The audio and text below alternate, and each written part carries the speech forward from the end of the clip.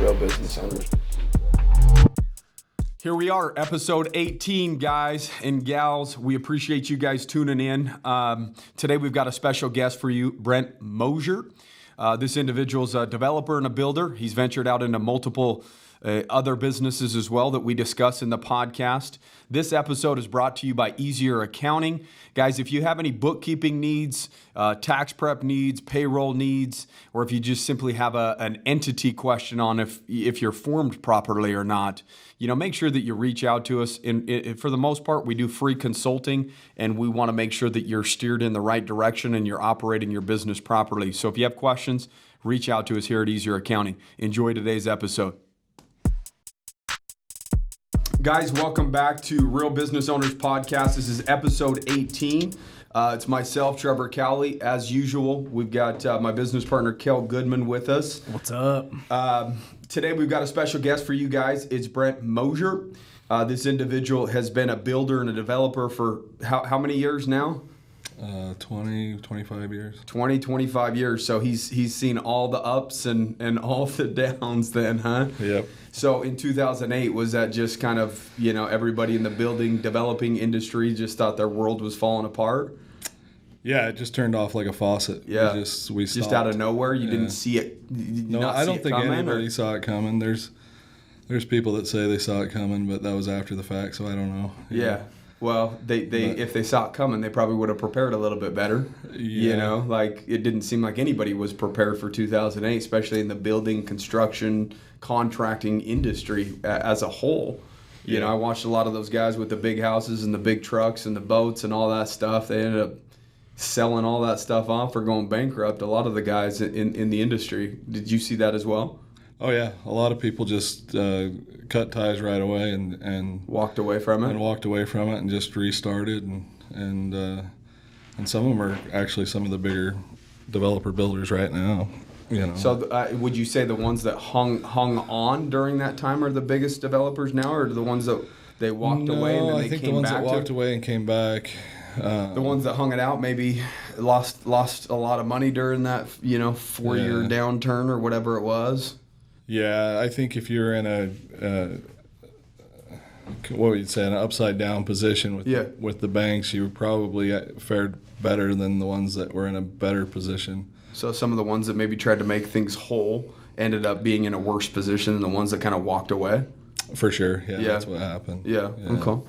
Well, tell us a little bit about yourself and how you transitioned from, an employee 25 years ago or whatever it is. Maybe you went straight into entrepreneurship, but when was that transition to becoming a business owner and opening your own company? Man, that was a long time ago. So, yeah, it's hard to remember. Yeah, I came home I'm from California. I came home off a mission, and my dad had remarried and basically said, you're going to go live in Utah. He already had it all planned for you. Planned out. You didn't know what you were going to do, but he did. Yeah. So I came home, and then 3 weeks later, he said, "Hey, you're going to Utah." I said, "Oh, okay." I was just planning on going to school, but really. So I went there, got a job at Geneva Steel and worked for a couple of years as I was going to school. I did the 4 days on, 4 days off. Went to school 4 days.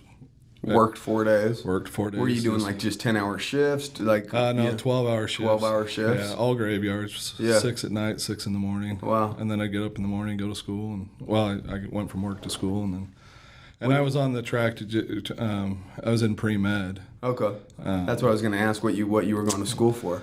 Yeah, I was going to be an anesthesiologist. That was the passion at the time. Numb people up, huh? Yeah. Yeah. But I had already been in construction my whole life. Yeah. And so it kind of led up to that. And Geneva obviously shut down in 1998-ish. And so... What did they shut down for? Was it just they just weren't making money, or did they tell anybody what was going on? They ran in the red for a long time. They did? And most of the steel had started to come from China and outsourced. And so it was kind of the last of its dying breed. They probably lacked innovation, man. Like with times, seems like that's what a lot of the big companies in the olden days got put under. They just didn't know how to innovate and compete with other countries. Yeah. You know? My grandpa actually worked there for like 20 years. What, Geneva Steel? Yeah. Really? Yeah. Yeah, it was a staple for the valley. It was where everybody. I mean, a lot of blue collar workers making good money, you know, for their family and all that. But the only people that weren't making good money, it sounds like, is the actual company itself. Yeah, the company struggled. It was one of those ones where the CEOs pulled in $1 million salaries, but yet never showed a profit. But that's the way it was back then, and it, you know, times have changed. And now, if you look where Geneva Steel used to sit, it's vineyard. It's a really nice city, and they just took it all down and then made it something a little bit more pretty to the eye, anyways. They reclaimed the land, they dug down and got it back to where it's a really good part of Utah County now. Cool. Yeah, so you've been in the, you know, business ownership, entrepreneurship game for, you said, what, 20 years or 25 years, something like that? Yeah, so what happened after I left, or what happened when Geneva Steel shut down, I was actually in the middle of building my own house. Got back off my mission, I got married, and instantly just kicked in that I needed to build a house, I needed to do all this, so I built my own house. I had already been in the construction industry growing up. I used to build swimming pools in California and concrete and all that. So you're familiar with a lot of the contracting stuff? Yeah, I was pretty familiar with it, and so I did everything on the house and got it ready to go. And then I got the phone call, "Hey, you're getting laid off. I'll leave you on the schedule so you can close your loan for a couple of months." But that's nice of them. I had really a good parting gift. I had really good bosses there. They were really nice people. They were. You know, they were just really, really genuine and good people, and knew that I was just trying to do my best and work my hardest. And so they allowed me to get closed. And then instead of looking for another job, I just went right into framing. Started my own framing company. Within a year or two, I started a wall panel plant called Quick Walls. Okay. And we were... And that idea blossomed from the framing industry. From the framing industry, you were just trying to figure out a way to throw up houses quicker or whatever. Yeah, basically prefab walls. Prefab walls, there was a guy that was doing it in Provo, just kind of on a smaller scale, and I looked at it and said, I don't understand why people aren't doing this. Mm-hmm. So we did it, and we did it on a massive scale and grew leaps and bounds. Did you have partners in that? I ended up getting partners. Yeah, I ended up... kind of through that time frame, I started to become. It became a family business. I'm the youngest of 9. Oh wow. My mom had 6 kids, and then she would kind of adopt ones as they came in. There ended up being 9 of us, and I'm the youngest. And a lot of my family actually came and worked for me at the time.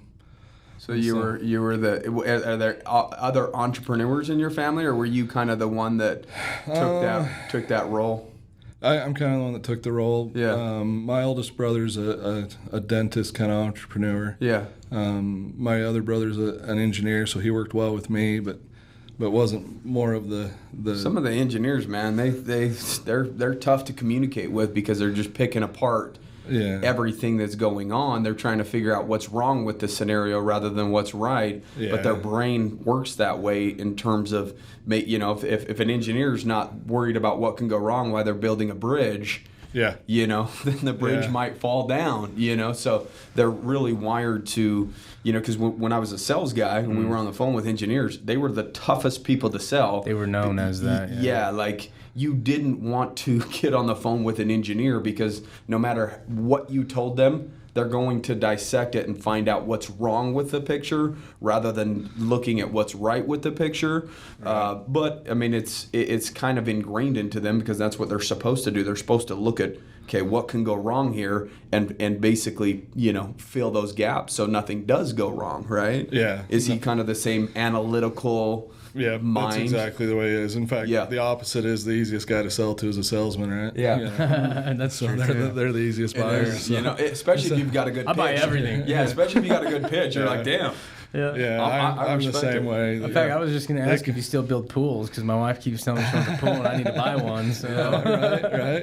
Right. No, we've kind of gone into a niche market. We only build what we retain and keep as rentals. I moved into the tourism market, and so all we do is just build stuff that's Like Airbnb type rental. yeah, like stuff, Airbnb. Or what? Yeah, there's it's the common kind of brand for it would be Airbnb, but yeah, VRBO, Airbnb. Yeah. There's It's kind of the nightly Vacation rental rentals. stuff yeah, or whatever. Home Away, Yeah. all those different ones that where there's over 50 some odd websites that you can book Do the a house nightly like that. stuff. Yeah.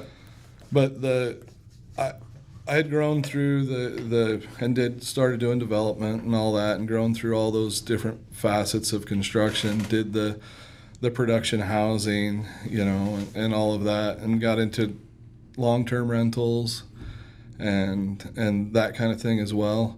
So do you own, like when you build it, do you own the rental? Do you keep it for yourself and We keep do, that within your entity? within our entity, Yeah. we keep those and we retain them. Okay. There's obviously it's bigger than what we could do on our own Yeah. all the time. So there's several groups of investors that come involved in it. So do they in terms of the investors, you put a pool of money together and then you build a bunch of them and then they do profit sharing with inside of those? Is that how that works? Yeah, and they actually get into it in an atmosphere where it's residential pricing, and if you're familiar with real estate, how the conversion goes when it goes commercial, the values start to differentiate because of the cap rate that they can bring in, and so it creates a new value. So by building it from the ground up, there's actually not just the residual income, but there's the equity stake or income that you get when the property reaches a certain cap rate. Yeah. Yeah, I've noticed that. I've noticed here, especially in town, because of the zoning, right? We can't necessarily do the vacation rental property inside of the city, St. George anyways. But when people put the houses up for sale that can go on Airbnb type stuff, it's almost like they're close to double because of what type of income can get brought in on the nightly rental versus just like a monthly rental, right? It's exactly right. There's a significant upside to that. Yeah. And the cost of build and on the residential side is a little bit more because usually you're involved in fire sprinklers and some other things that are now required for these type of properties, but still, for the most part, you're getting a lot. So would you say that's the bulk of your income now is more the Airbnb rental type properties? That's what your main focus is? I know you probably have a few mainly different... a developer. Okay. Yeah, I do have the beach at Sand Hollow, which years ago I came into a partnership. I opened up through those years of like 2008 where we talked about before, where the economy just took a dump. Took a turn. Yeah. Or a U-turn. I don't know. It just free fall. What's that ride at Disneyland that they take you all the way out? It was the Tower of Terror. Yeah. And it just dropped your ass. So. Yeah, and it wasn't fun, but so we Did you acquire that in the down market, the beach? So no, we a friend of mine had started a motorsport company. Just because, when you have money, everybody wants motorsports, right? That's like the thing to do. I know there's some rich guys out there that just love their off-road racing, and they put a bunch of money in their trucks and their ATVs and UTVs or whatever it is. And so go out instead of just buying them, I decided, I'm going to make a business out of it and do that. And not always the best thing because you take your passion and you turn it to work, and then like my kids don't have a passion for it anymore because they see that it's dad's work. Yeah, exactly. And so, but yeah, we did that. We took it was called Sequoia Motorsports. We took that, and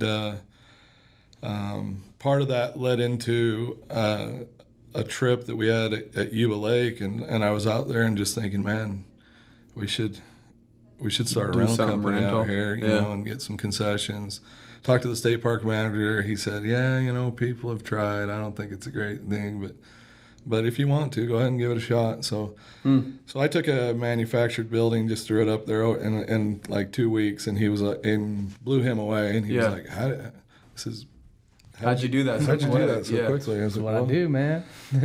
You guys don't have a lot of regulations out here, so it's pretty easy. Yeah, throw up 4 walls and you're open for business. So we did that at Sand Hollow, or you did it somewhere else over there first? at Yuba Lake. Okay. So Yuba Lake, and it's still open today. It's seasonal. Yeah. And it's a good little business. It opened us up so that when the opportunity came to open up Sand Hollow, they do a bidding process. It's kind of goes out to the local concessionaires first that already currently work with state parks. Okay. So that's who I was competing with for the bid, and we got blessed and got the bid, and came down to Sand Hollow, and same thing. I had to be kind of resourceful, and because you can't. It's leased ground, so you can't. Okay. It's really hard to finance something on that, so everything had to be paid for cash. And so what we did was we took down a part of American Fork High School,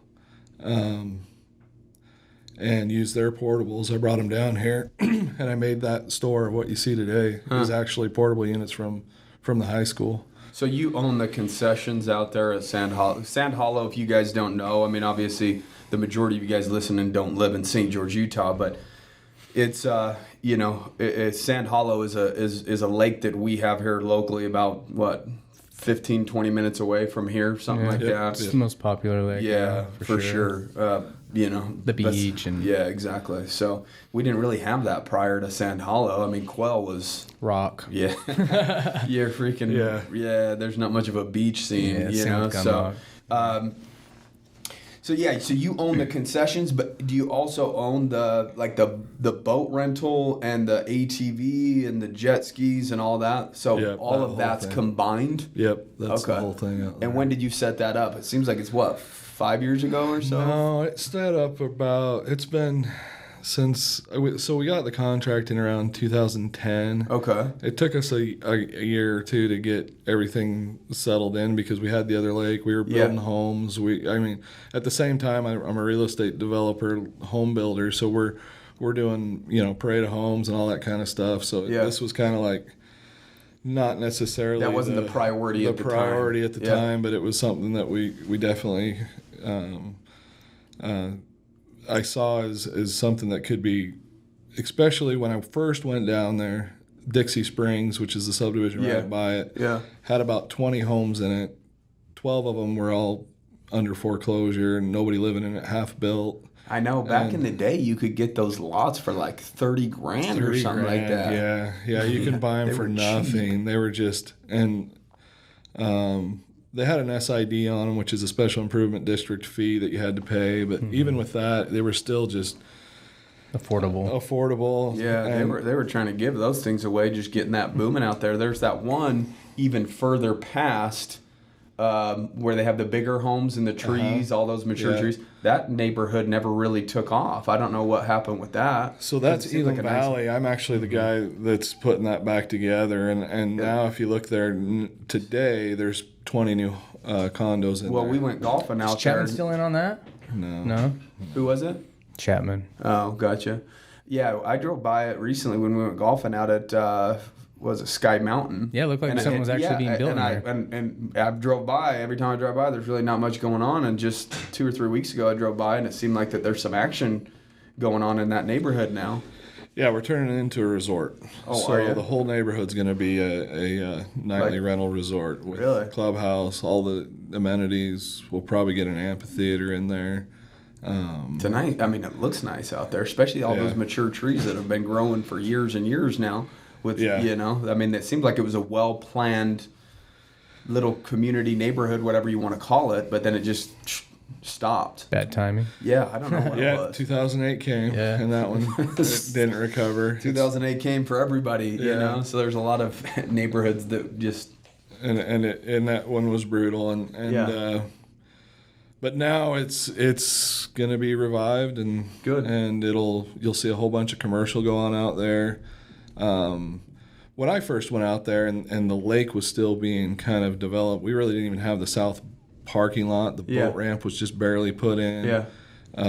It was just sand out there. They didn't have, and so did you have to pay for the parking lot that's right next to that you're building? No, or did they come in? It's the states. Yeah. Okay. Yeah, they paid for the parking lot. I had to pay for all my own construction of the building, the building that we have. Yeah. You had to pay cash for that.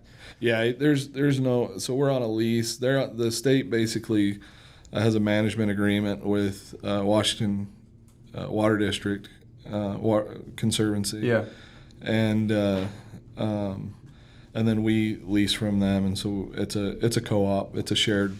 It sounds like you put yourself in a position before the market really came back strong where you were able to do some of these things, like put up buildings and pay cash for them. Did you have to bring money in to do that, or were you wise with your money and stashed money when times were good so that you could put yourself in this position to recover after something like a downturn market? A little bit of both. My partner and I at the time when we were going through that, Justin, he and I, we were pretty conservative before the downturn. So when we were talking about how the 2008 happened, we were actually in a really good loan-to-value position and equity position on most of our properties.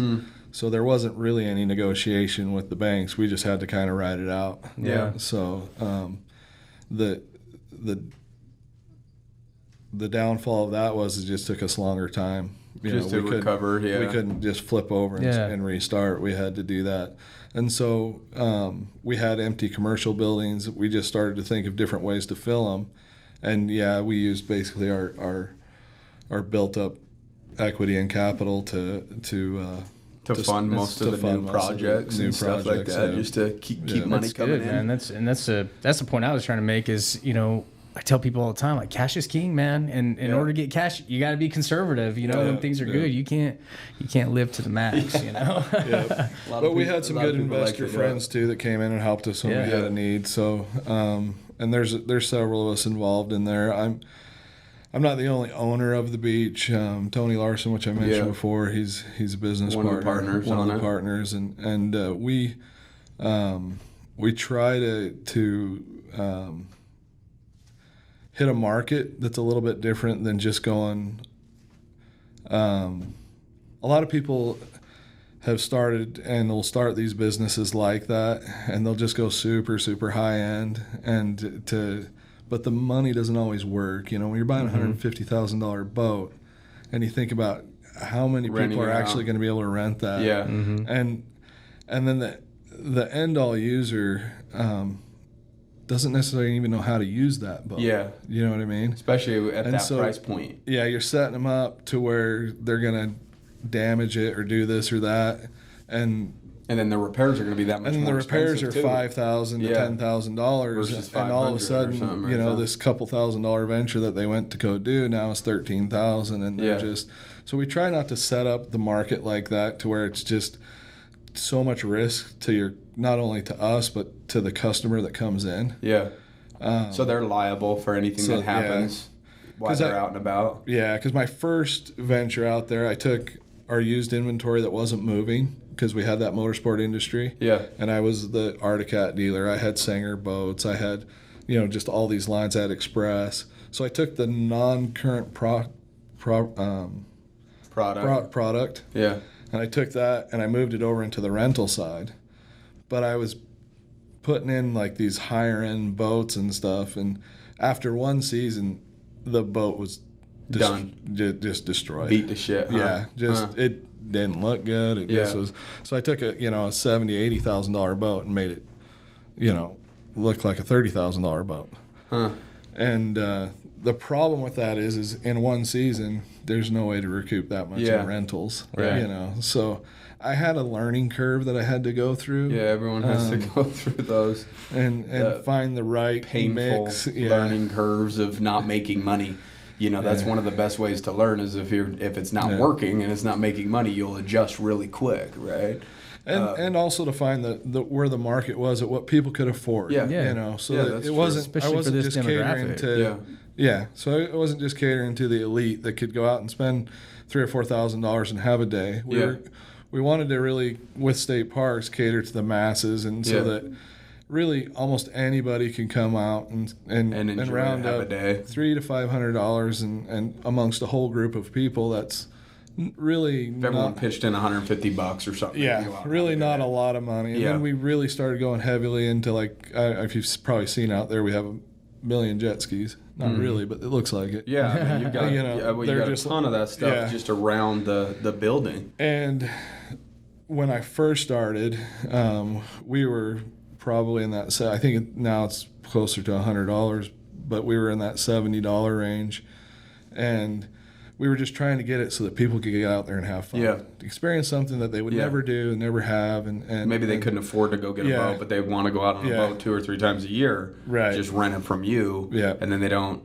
Then you guys clean it up after and do all that. Is there a cleaning fee with it? And it's all included. Yeah. Okay. Yeah, they take it. They do a pre and post inspection, but we found that it's, for the most part, the market's better to just have a medium quality boat that something that's functions easy and does to the purpose. fix if something's wrong with it. Something more affordable for other people. So that if they go out there and they absolutely do have some serious damage, it's a reasonable fix. Yeah. It's not going to be. It's not $5,000. destitute It them, might be $500 or $1,000 versus something major on $100,000 boat. Yeah, we've had several examples. Like we've had a lady, and you feel bad because. And on the business model that you put together, you go, okay, I'm just trying, obviously you're trying to provide jobs and make money, make a profit and make it work. Yeah. But you send out like an X3, these brand new, really nice machines that are like $25,000, and you're really sending them out with people that have little to no experience. Yeah. And you're saying, okay, you're signing this waiver. This is up to you, but you're putting them in a position to where a huge liability. To where, okay, you take this out now, you own it for the half a day or however long you rented it, and if you crash it, you gotta. Yeah, you really own it. Exactly. Yeah. You'll hook it up and take it home with it. Right. Yeah. And we've had those in the past, and and then one thing kind of hit me hard once when we hit. We had a lady out of Vegas that came down, and it's a single mom trying to do stuff with their kids. Just make memories. Yeah. And she, the son was super excited, so wanted to do it. And we had this brand new 4-seater one, and literally just came off had like 7 hours on it. Well, they go out in the dunes, and... So this is like a Razor or a Can-Am. A Can-Am? Yeah, X3. Okay. And so they launched that thing off the dunes like 90 feet. We measured because we came out there because we had to live flight them out. Really? So it's not always fun and games. Yeah. Right. It's, absolutely. And then... Well, anytime that you're talking about high-powered machines, anytime that there's high power and maybe somebody that's not used to it, there's obviously a lot of risk there if they're a little overly excited about having that power and use and they kind of push the limit as they get a little bit more comfortable, and then something bad happens. And we've seen that throughout the years. I've been with state parks now for a decade. So throughout the years, I've seen the good and the bad. Stuff, and that's probably the worst side of it is what you get there because in that market with the high-powered equipment and being out on the sand dunes or in the water, you're at risk. Yeah. You're always at risk. And the thing that when I would go through the kind of the little spiel that we have when everybody goes out, I always just tell them the fastest way to end your vacation is a trip in the ambulance. And so to try to think cautiously and be safe. Yeah. Just don't go crazy. Yeah. You know what I mean? Family reunions are tough because you always have the show off. There's 20, 30 people and somebody in the group, and we always tell them that one of you guys in the group are going to try to do something show stupid. that you're the king of the hill. And that's what happens. I said, so we're just going to tell you about that, but whether we rented it to them or not, or they go out on the vacation or not, I think they have a lot more success renting rather than just being the first-time buyers that just go out there and have no training. Because at least you warn them, right? We do some training, And on the dealership side, we would sell them the machine and see you later. You know, and then you hear about it later. Oh, yeah, that guy bought the machine and went off a cliff, or, things like that. Something crazy. Crazy. And at least in the rental atmosphere, and I don't know if it's better, but because we get to see it, but we are a part of the experience and we get to help them. That's cool. I actually lived out in Stookie Farms for a short time, and dude, every weekend ambulance were coming by my house, to Warner Valley. Out on that back road, the backside of San Hollow down in Warner Valley. There's dude, life flight some weekends, ambulance other weekends, almost every weekend, especially in the good months. You know, spring, summer, and fall. It's that industry though. I mean, we have over. You'd probably be shocked if you knew how many, but we have over 1 million visitors that go through our little state park every year. That's insane. Yeah, Sand Hollow stays pretty busy. So you're what's your season? Because St. George obviously is a little bit warmer, and then the the ATVs or UTVs or whatever. I mean, you could do that year round, couldn't you? Or we're year round. Are you? Our Yuba Lake location, we're from May to September. And that just depends on water levels, really, because some years we don't have very good water. Some years we're full. Yeah. Sand Hollow is year round. Okay. We're there year round. We have busier seasons than not. Kind of this. You would think that the summers aren't, but the summer is actually our busiest season. Yeah. And it's because kids are out of school. Yeah. People are wanting to go out and have fun. It's when with everybody, family. vacation. It's the bulk of your vacationers. In the fall, we get we're becoming a bigger attraction every year, but we're a big attraction for Europe now, and they come out here on their break, which is in September, October. So So currently, we're experiencing, like, if you go to the lake, you don't upswing right now. Yeah, you probably wouldn't be in the store there and not hear whatever French language or is, Italian or German or. How does that make it tough though when you're renting to those type of people that don't speak It's a little English? different, but it's fun. I speak Spanish, so I can understand a lot of it. A lot of those guys that come across from there tend to speak Spanish too. They Europeans are a little bit different because a little more well versed. They tend to know a lot of them know more than one language. You would think that they would do that too, because they tend to travel quite a bit too. They do. They like to enjoy, Earth. Yeah. I guess is the best. They travel a lot. Anytime you always hear somebody else, speaking some different language. Well, growing up speaking English, I think all of us have the tendency of, because it's the most spoken worldwide, that we don't really have the need. But if you speak a different language, like Italian or one of those, you're probably going to pick up something else. Yeah. If not English. Yeah, exactly. So, what do you see being for you, anyways, the most difficult part about entrepreneurship? Especially for multiple decades. What would you say some of the things? I mean, obviously this shit's hard, right? Yeah. Being in business isn't easy, right? Everybody wants to try to make it look like it's easy, but it's really not.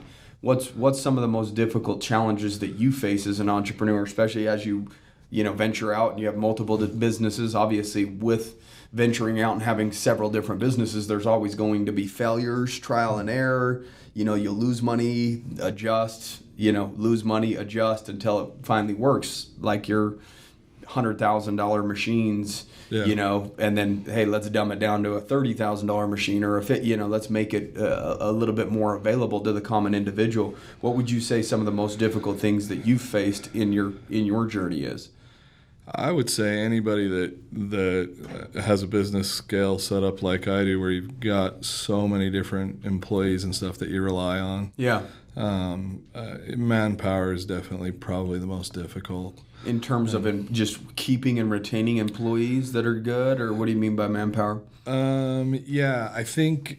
Well, I'll give a prime example of somebody that we talked about before. That's Cheyenne, who was so relentless to get a hold of you. Yeah, so Cheyenne is his assistant, and she tracked me down multiple times. I was telling Kel, she kept emailing over and over and over about Brent being on the podcast, and we were out of town quite a bit the last 2 or 3 weeks on different events, and and I'm an individual that likes to respond immediately to emails, right? Like because I already know the next email's probably on the way, and if I put off answering an email, it's just going to get backed up.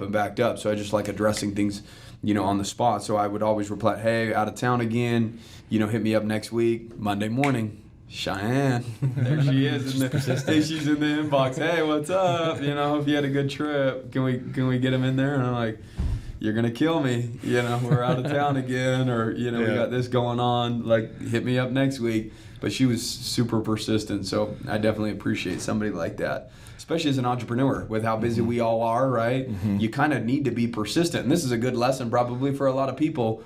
If you guys do business with entrepreneurs or any business owners, you have to be persistent because they have so much shit going on all the time that if you're not persistent, it's not that they don't want to do something. It's just maybe you hit them at a bad time, right? Like following up and being persistent is super, super important, especially when you're dealing with business owners and entrepreneurs that are pulled in a million different directions on a day-to-day basis. Right. It's, again, just because they don't answer that email or that phone call doesn't mean that they might not be interested in what you have to offer them.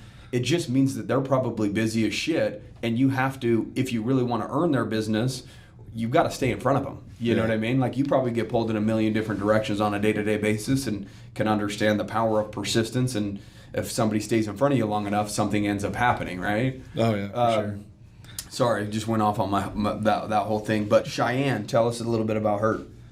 So anyway, yeah, she so in the manpower industry and trying to find people to take care of all the tasks that you create, you know, as an entrepreneur, you're trying to create all these businesses and you have all these different visions and designs and everything, and it's hard to find people that are willing and able to share your vision. Yeah, you know, I think that's probably the biggest task at hand is to try to find people that can participate and share your vision and carry that on when you're not there. Yeah. And sometimes there's different layers too, and so you have people that you put in place that are managers and performing tasks, and you see their employees, and Cheyenne just happened to be one of the employees of somebody else's management position where we had them at the beach, and I could just tell from the interactions and running into her just from there that she was different than the rest. Yeah. You know, she had the drive and she was always looking for extra things to do, and when you gave her something to do, it was done. It was definitely going to be handled. You never had to worry about whether it was going to get done or not. Yeah, trying to find employees that you can delegate and not even have to worry about, hey, so and so do this. When you find that A player and then you can kind of walk away and you know for a fact it's going to be done, because there's plenty of times I'm sure you gave off a project or something to somebody and you're just like, man, I really hope this gets done. You know, and then you circle back a week later and you're like, what?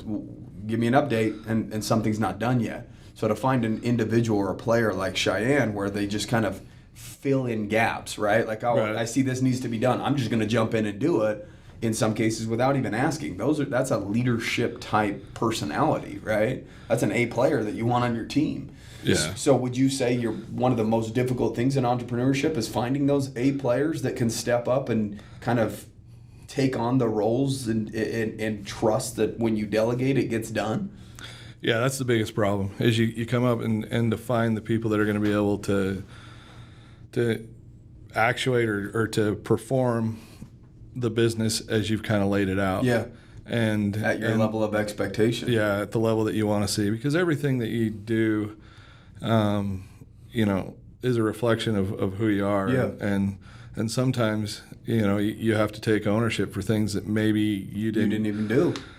Yeah, you didn't even do, or it wasn't done to probably the standard that you think that you should have. Yeah. And so, but you take ownership of it because you know that's the you person. put the position in charge. Yeah, You put the position in charge, Yeah. and that's, you know, and so that's, I think, what the constant moving around is making those adjustments and figuring out who's the right person for that. Because, not to say that there isn't other ones in our business or any business that isn't capable, or that some people just have different set of skills. Yeah. And you try to move those around to the different areas that you feel like they'd work the best. Yeah. I have one that we brought out recently, another builder that came to, because we're slammed. I mean, I'm building constantly. I'm a little bit different type of developer builder because I'm more blue collar. Uh-huh. I don't have to go swing a hammer and do that. But, Yeah. But if you see, like, you know, I have a thumb that's cut off. I have, you know, it's just my passion. Yeah. I like to be hands-on. Yeah. So I probably will always have tool bags and a truck full of stuff ready to go whenever something just needs to be done. It's my passion. It's what I like to do. I like to create, you know, Build. build. So I brought some other builders down from Utah County. Yeah. So One of them's John Henry, and he same thing. The guy's got like All the qualities. all the qualities. Yeah. I can paint the picture for him. He catches the vision, and he can run with it, and I don't have to. Yeah. I don't have to babysit. Yeah. I don't have to be there going. And so that's the hardest part, though, is they're not a dime a dozen. Yeah. You know. Yeah. You're It is, you're it is searching rare. for those. Yeah, yeah. And when you find them, you got to figure out a way to keep them. Yeah, and that's- keep them happy. Yeah. Right. Because when they have that type of a leadership role, it's almost like, you know, they might eventually want to go do something for themselves because they think like I think, you know, which is very difficult. But I look at entrepreneurs or business owners almost like a coach. You know, a basketball coach has to know who his A players are, his B, C, and he has to put people in a position to win, right? Yep. Depending on their skills, right? You're obviously not going to have the guy that does layups take a 3-point shot. It's just not his role, right? Right. He has to be down by the basket, and that's where he performs the best. So let's try to get the ball down there or whatever it is, right? And so, you know, in order to, I mean, it is tough. You know, we're blessed with a lot of great employees and a lot of great leaders, and you know, I think one of the best ways to have those type of employees is lead by example. You just said, I enjoy being on the front lines. You know, some of these guys might see you being on the front lines doing a lot of the hands-on stuff, and like, shit, well, he's willing to get his hands dirty, like. You know, you've earned their respect probably in a lot of cases to where it makes them want to work harder for you, especially if you're around so that you could see. But Great employees are created for sure. Yeah, You know, I yeah. actually had this call not too long ago with Johnny. He's like, dude, I'm going to lean on you. He's like my coach, man. He calls me up and he's struggling with finding good people too. And I'm like, Yeah. dude, first of all, you have to do the work right now. Like, people come in underneath you, you're going to go through people. The people that catch the vision and that will stick around, like you kind of have to sell them on that. Yeah. You got to sell them on like that there's a future there. You got to sell, and then you got to live up to it. Yeah. And so you are going to be the guy doing the grind, and they're going to be learning from your example, and the cream will rise to the top. But you're going to go through people, and you do have to sell them constantly on the vision, on the or vision, goal and or they've got to whatever. buy into it to have those great people. But it is tough in an economy like this too, where there's more jobs available than there is Yeah. people too. So you got to go through the numbers, but sometimes it's hard to get those numbers of people to pick the ones that are going to stick around and I remember and just catch as that vision. A young, you know, business owner, right? Starting out, like I thought you had to have a heavy hand, right, and be, you know, yelling and screaming in order to get things done, right? And that really wasn't the best way to do it. And the reason why I did that was because I expected everybody to perform at the level that I performed. You know, and it took me a while as a young entrepreneur to realize that, like, Michael Jordan didn't expect everybody on his team to play like Michael Jordan. Like, that's just, it doesn't exist. So it's like, who can he lean on when he's, you know, guarded by 2 or 3 people that he feels like can make the shot, right? And so as I was navigating the waters of a new business owner or entrepreneur, I had to figure out how to put people in a position to win and not expect too much from my C or D players and put more pressure on my A and B players and kind of, you know, and it doesn't mean that the C or D players can't move up to an A or B player. You know, hopefully you put them in a position to where they're doing good now, and then you give them more roles or whatever it is. Just like you're talking about Cheyenne, she came in and she started kind of taking on more role, you know, and you know, a true star wants the ball more, right? Yep. They want the pressure. They want, you know, you to, hey, delegate to me. Let me show you what I can do. And when you have those type of employees, you definitely want to feed them, you know, and see what they're about and see if they can come through for you, you know. And it sounds like she's doing a great job for you. You know, how long has she been working for you? About 2 years now. About 2 years? Yeah. Okay, that's cool. What was one of the biggest mistakes or failures that you made in business? Oh, man, that's a long list. Yeah. I mean, that's one question I like to ask, because a lot of people like to look at the end result. yeah. You know what I mean? And they, oh man, you're so lucky, you're so this. You know, it's not because you went through so many struggles and failures and went through a bunch of sacrifice. They just want to label it as lucky or, whatever it is. I mean, I've been called, what's the word when you're left a bunch of money? Trust fund baby. Trust fund kid. Yeah. I've been called that on Instagram or whatever, right? So people want to label me as a trust fund child because of the success that I have, when in actuality it's the complete opposite. Growing up very poor, doing horrible in school, becoming a drug addict, and then recovering, going into sales, and then starting a business. But there's been tons and tons of failures prior to the success that most people now see, right? And so I really do like to highlight some of the failures that people have had, so that people understand, maybe if they're going through one of those situations right now, and they're failing at whatever it is that they're doing, that they don't feel so bad about it, because it's just kind of part of the process. You have to fall on your face over and over to get stronger, right? Like in the gym, you get stronger through failure reps, right? And it's the same thing in business. So maybe one of the mistakes that you made was a great learning lesson for you, or...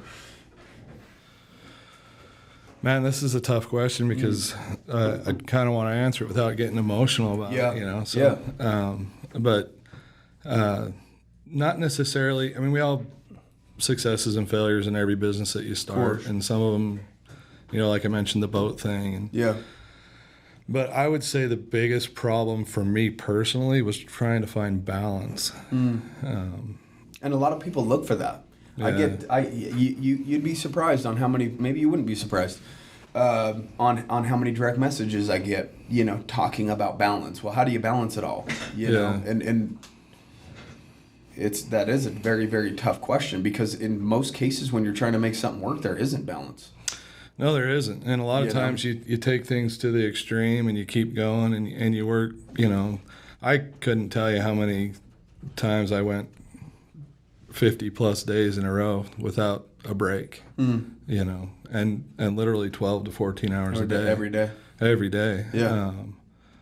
I mean, those that know me know that as far as work, you're probably going to have a hard time outworking me. Yeah.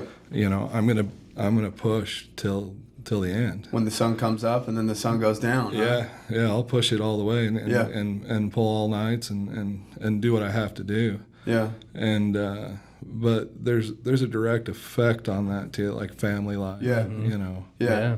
If you're married with kids and trying to juggle, trying to, make something work, because in order to make something work, you literally have to make it work. Yeah. Like, it doesn't just happen. Like, you have to freaking bleed for it. You have to, it's just pure sacrifice, right? You're giving up time at home, time away from the family, vacation time, you're watching all these people pack up and take week-long trips, and you're just in the middle of your grind, you know?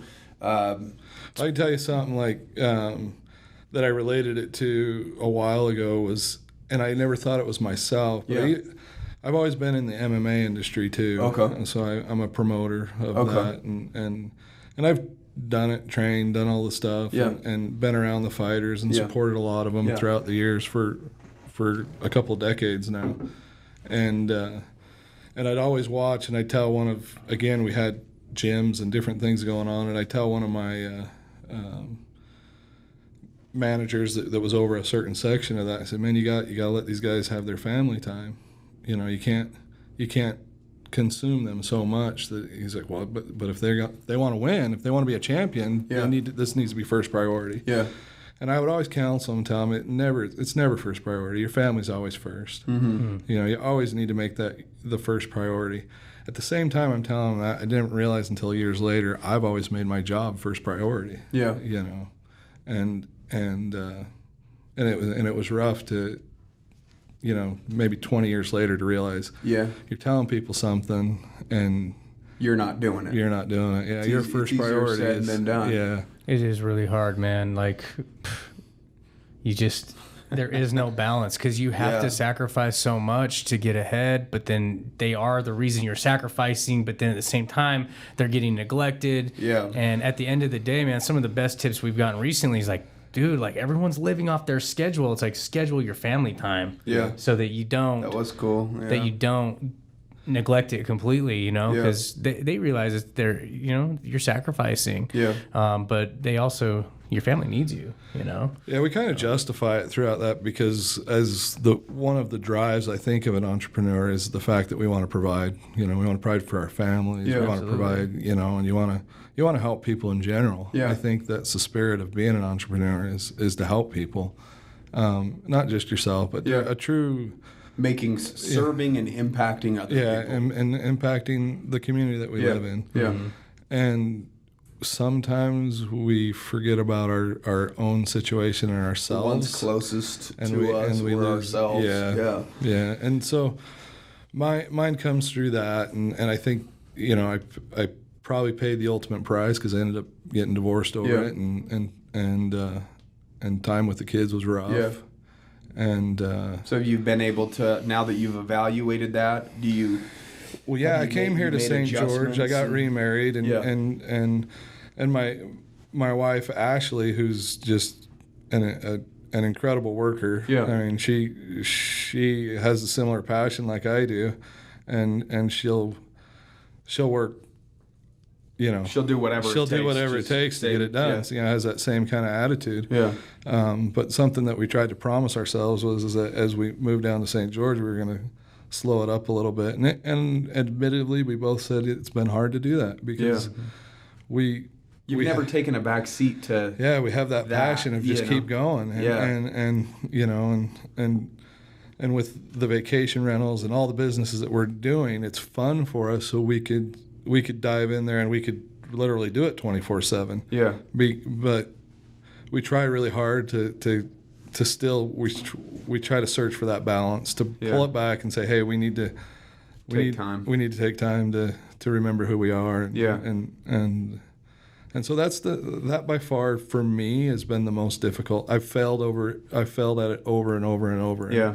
And it's something that I think even today we still struggle with. Yeah. Just trying to find balance. Yeah, that's in terms of balance, guys, I mean, in some it's how I've told some people, I'm like, look, it's very difficult. Like if you're really just trying to find balance, it's almost nearly impossible. You know, you can do what you can.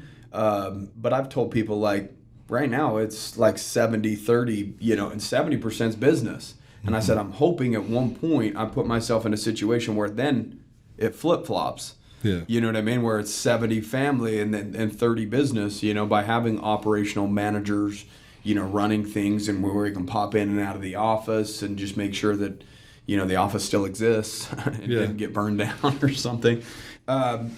So just kind of a segue slowly out of the podcast. Do you have anything coming up? Any new projects that you're working on, or are you just we're trying to, like we talked about, that Elam Valley. Okay. We're trying to revive that. We're going through the process. I'm actually planning zoning tonight. We'll go through that, and it's been tied up in litigation for over a decade, so we're coming to the tail end of that litigation. And once you get the stamp of approval, then you're good to go. Yeah, and then I think you'll see there was a pent-up demand around that lake, and you'll see a bunch of commercial go in. You'll see restaurants and hotels. Oh, that would be cool. And by far, we have probably one of the gem of Utah is one of them is definitely Sand Hollow. Oh, yeah. And the riding area that's behind it. I mean, we have 23,000 acres of sand dunes and riding back behind there. Yeah. You can hop on your ATV side by side and literally go all the way to the Grand Canyon if you wanted to, and camp and do all that kind of stuff. It's really unique. It's different, and with all of the outdoor activities that we have around the St. George area, Hurricane, Zions, and all of that, we really are the outdoor mecca of Western United States. I mean, you have everything here. Yeah, so it's pretty great. How would people find you? Like, for instance, if somebody wanted to come visit St. George and, you know, go check you guys out, rent a boat, or, you know, UTV or whatever, where do they go? You go to the beach at Sand Hollow, and you can visit there, that website. The beach at sandhollow.com. .com, yeah. Okay. And from there, we have vacation specialists, i.e. like Cheyenne, that can take these people through and get them a house to stay in if they want. Okay. That's cool. We have vacation rentals. So you got packages where they can get the house, they can get a boat, an ATV or whatever it is. Yeah, that they can get whatever it is that they're wanting to do. Yeah. They can do from there. You can go. We're linked with the state park. We're in the state park. So Yeah. You can go to Sand Hollow State Park. There's probably 1,000 ways you can get a hold of it. Yeah, if you see the bash, they come up all the time. Yeah. Most people know us from there, but the bash is the beach at Sand Hollow. Yeah. You guys do that once a year, or like a big? No, that's the name of the store. Oh, that's the name of the store. Yeah, the bash. I know that there was like there was something like that, like a party or something out of there was the mayhem. Oh, got yeah, a little, that's what it got was. a little wild. And, Yeah. and our we have a new state park manager though, so and his name's Jonathan Hunt. Really good guy, and he's I don't know how much more he really can grow Sand Hollow. Yeah. So, but he's I mean it's already we have busy. so many activities out there, from the Ironman to just all the triathlons, all the different. There's just activities all the time. Yeah. No matter what time of year it is. No matter what time of year. There's always something to do out there. Well, we have music festivals. There's just a lot to do. Yeah. I mean, it's pretty simple. Okay. Well, yeah, I really appreciate you coming on the show, man. There's a wealth of knowledge. A couple things I got from you being on the show today is like, first of all, you have enough confidence in yourself to when a guy at the state park says, it's been tried before, it's not been very successful. You're like, well, I know I can make it work. And you've got a building up there within 2 weeks and you're in business, So you've had enough confidence in yourself to take risks on yourself. And obviously the other things we talked about as well, like family coming first and working always towards that balance. And then like we talked about earlier, man, cash is king. And if you want other people, you want to bring investors in on another project and stuff, investors want to know that you're putting your cash on the line too. And so, so that it's a lot easier to attract investors and get bigger projects done if you're smart enough to have cash yourself and you're going all in on a project as well. And so those are some of the things I picked up on having you on the show today, and hopefully other people picked up on that as well as other stuff as well. Yeah, so, no, those are genuinely a good dude, I can tell. Yeah. So. Oh, thanks. Hey, real quick, I'll probably get in trouble with Cheyenne if I don't say this. I am running for city council in Hurricane. Oh, are you? Yeah. Oh, I think that she said something like that initially on an email. She's the campaign manager. Yeah, she said something about that. I'm like, our podcast isn't really in her, or whatever, something like that. And so I thought it was all like a political, move or something like that to have you come out or whatever. And so I was like, but yeah, if you live in Hurricane, I guess that's the only people that can vote, right? Yeah. If you live in Hurricane, make sure you vote. Get out and give Brent a shot at city council. Is that something that you've been wanting to do, or how did you get pushed? Not really. No? I was asked the week that they were putting in for it, the deadline, and it happened to be on June 7th, which was my birthday, and. The day before, he said, one of the guys called me and said, "Hey, you really need to go run for city council." I said, "Why? I mean, I'm not a politician. I don't do that. I hate public speaking. It's not something I even enjoy. Yeah, and usually I'm never in the limelight. I'm always the back scene guy, and but it's been a fun thing to try and do, and I do have a passion for outdoor recreation, which. Well, Hurricane's big. And you genuinely care about people. You can tell just from meeting you. Yeah. So you probably do really well because people feel that, Yeah. Well, I've been in this development industry for a long time. So as far as like navigating through how we need to bring in roads and all this kind of stuff, I can bring some insight to them that from other cities and places that maybe. You've got a few things going for you that maybe other people don't. One, you're an entrepreneur. You can keep that close to heart. You're in the building industry and recreational industry, which all of those have an effect especially in cities. Hurricane. Yeah, especially Hurricane. Yeah, where they're trying to grow and figure out how to grow and the smartest way to do it. Right, and our tourism industry is so big, important. especially with Zion's just right up the street from Hurricane too. That's Zion's National Park. Yeah. That's big. That gets busier every single year too. Same with Sand Hollow. And to get residents and tourism to coexist is never an easy thing anyway. Yeah. So to The understand residents that and hate to the be, tourists and, it want can a be small, annoying, quiet yeah. town or Yeah. whatever. yeah. And it's just trying to figure out how to, It's hard because when you're on vacation, you want to have fun. Yeah. You're there to have a party, Yeah. or you're there to experience, to let loose, to relax. yeah. And when you're around people that are on the everyday, hey, I know you guys are here for that, but I got to go to work. Yeah. I'm here for a job. This is where I 11 live. o'clock, This is- keep it down. Yeah, right.